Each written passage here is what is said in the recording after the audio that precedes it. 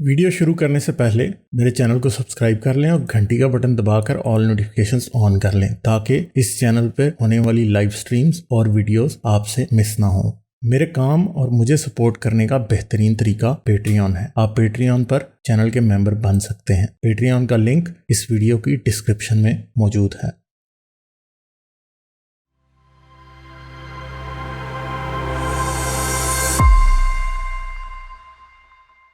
और पाकिस्तान में जो एक्सट्रीमिज्म है उसकी जो रीसेंट एक्सट्रीमिज्म है माइनॉरिटीज के खिलाफ, उसकी एक जो वेव आई है वो तहरीक लब्बैक की वजह से आई हुई है। और तहरीक लब्बैक के जो चीफ हैं जी, अब ये जो शख्स आप देख रहे हैं ये खादिम हुसैन रिजवी का बेटा है, साद रिजवी।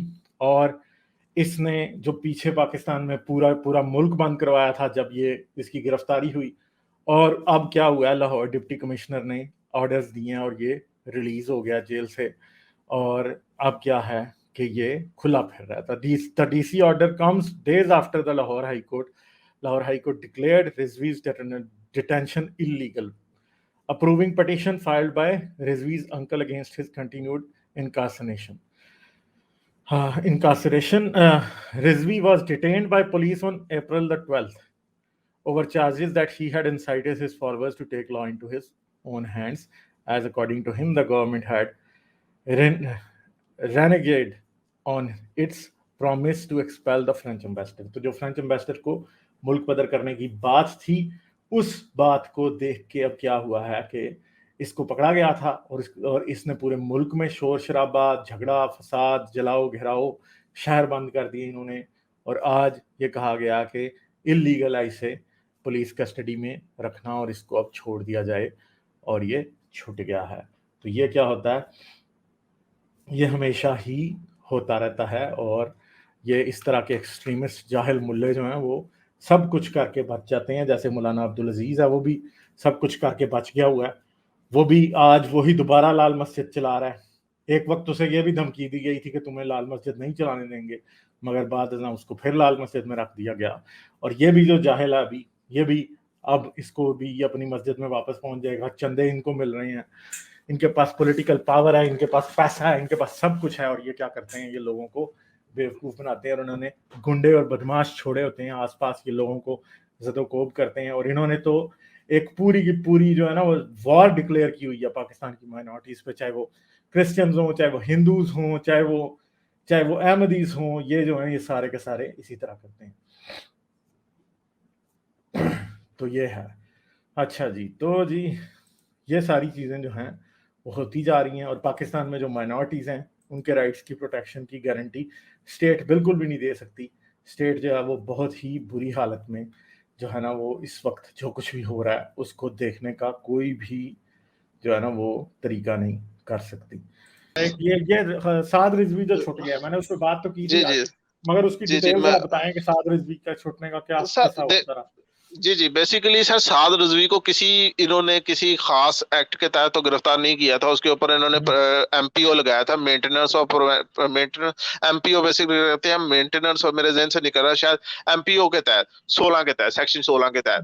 तो उसमें उस section peace and order peace order के तहत 1961 का कानून है एमपीओ के तहत। तो उसमें इसने उसको तहत इन्होंने गिरफ्तार किया था। उसके बाद इसको प्रिवेंटिव डिटेंशन में कर दिया था। अब पाकिस्तान में कानून ये है कि अब आप जब किसी को प्रिवेंटिव डिटेंशन देते हैं तो 3 माह बाद उसको रिव्यू बोर्ड बैठता है जो कि हाई कोर्ट के 3 जजेस पर मुश्तमिल होता है। और उसके बाद अगर वो इसको एक्सटेंशन दे तो फिर वो चलता है। अब ये क्या हुआ कि जनाब इसको एक्सटेंशन उन्होंने 1 माह की तो दी। अब ये उमर शेर हैं जो डिप्टी कमिश्नर, इन्होंने एक माह के बाद इन्होंने फिर रेफरेंस फाइल किया सुप्रीम कोर्ट में। अब सुप्रीम कोर्ट के पास भी कोई जवाब नहीं था इसे एमपीओ के तहत रखने के, क्योंकि एंटी टेररिस्ट कोड में इसके ऊपर कोई चार्ज नहीं है। किसी किस्म के जो एफआईआर है उसकी जमानत हो चुकी है, क्योंकि इस पे पीछे कोई मवाद इन्होंने साबित ही नहीं किया। तो उसके बाद इन्होंने फिर इसे छोड़ दिया। अब ये रिलीज हो चुका है।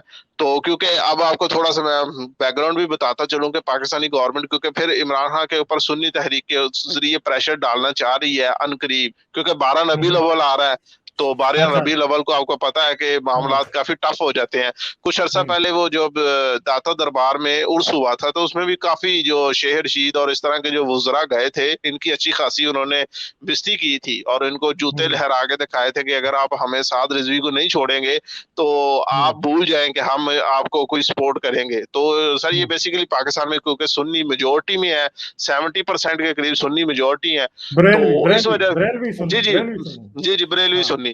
तो ये एक समझ के 12 रबीउल अव्वल का समझ लें एक तोहफा भी दिया उन्होंने कि अपनी आवाम को खुश रखने के लिए कि देखें साद रिजवी बाहर आ गया।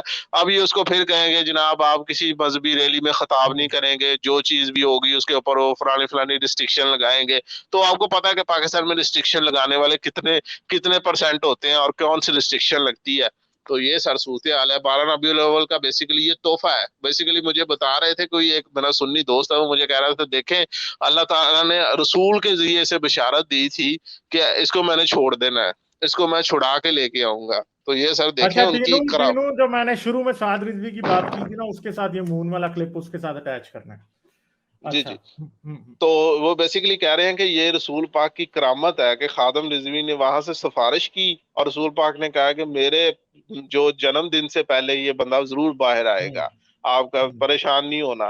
तो देख लें किसी को ख्वाब में ये बिशारत हुई, बल्कि मैं आपको क्लिप शेयर करूंगा। तो वो ख्वाब में उसने बिशारत की और उसके बाद ये जनाब आज इसे बाहर आ गया। सर ये सूरत। चलें ठीक है। जाने से पहले मेरे चैनल को सब्सक्राइब कर लें और घंटी का बटन दबाकर ऑल नोटिफिकेशंस ऑन कर लें ताकि इस चैनल पे होने वाली लाइव स्ट्रीम्स और वीडियोस आपसे मिस ना हो। मेरे काम और मुझे सपोर्ट करने का बेहतरीन तरीका पेट्रियन है। आप पेट्रियन पर चैनल के मेंबर बन सकते हैं। पेट्रियन का लिंक इस वीडियो की डिस्क्रिप्शन में मौजूद है।